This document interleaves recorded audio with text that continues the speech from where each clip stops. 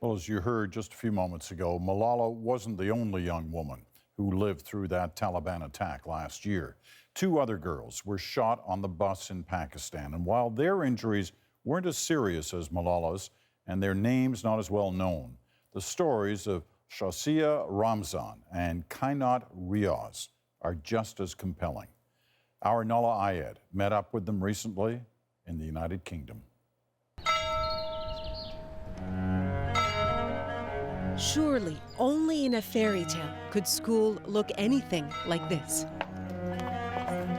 Or perhaps only here in the remote British countryside, where the medieval and the modern mix with ease. For most, it's still out of reach. But for two girls from Swat Valley, Pakistan, it's a dream come true by way of a nightmare. Sometimes I realize his dream is not real. Like, I'm coming, you can continue my study. I was a common girl from Swat Valley. I've come so far. My parents could not afford it, so it's a big day for me.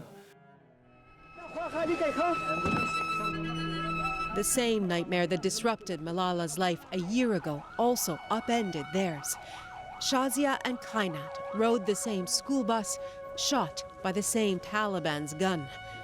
Bullets pierced through Shazia's hand and shoulder.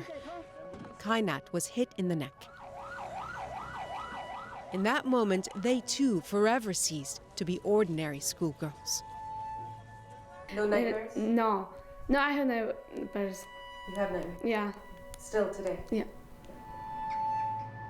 It is a day they would rather forget. In fact, they were reluctant to talk to us about it. Here, in such a setting, at a school unlike anything available to girls in Pakistan, it is about study, and eventually, it's actually about going home. But first, scholarships will see them through grade 12 and into a world of potential that before was only theoretical. I miss my food. 15-year-old Shazia has been here for 3 months. Kainat, older at 17, only arrived in September. It's her first interview since, and yet, listen closely, and the change is evident. In Swat, we didn't have much freedom. I can do whatever I want here.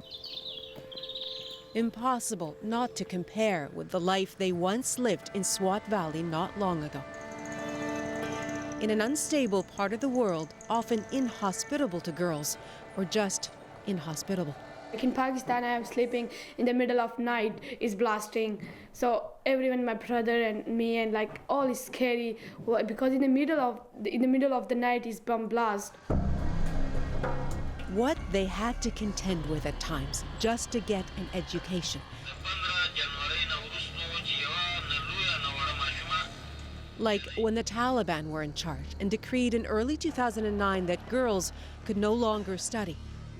After the shooting, both girls graduated to uncertainty. Both returned to school, but not without armed guards. Both their families seen as targets and forced to move.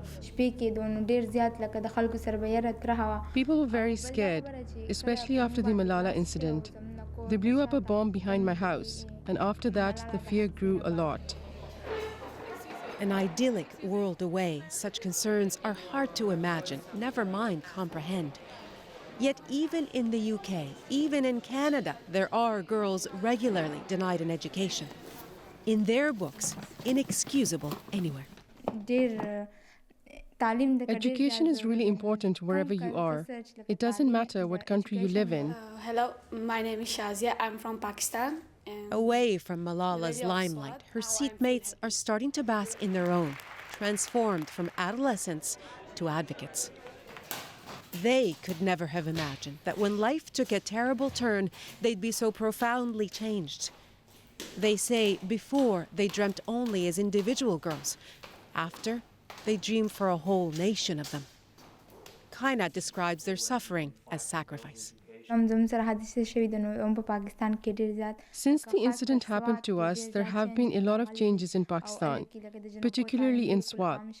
Girls' education has become common, while there was none before. They too are determined to realize their shared, long-time dream of becoming doctors. After that, they say, despite everything, they want to go home. They insist. They are not afraid. I will ask, like, complete my studies so I will go back and help these people and help these girls. By way of a nightmare, they've been given to belief that dreams can occasionally become real. Not quite a fairy tale yet, but in their lives, it's early going. Nahlah Ayed, CBC News, London.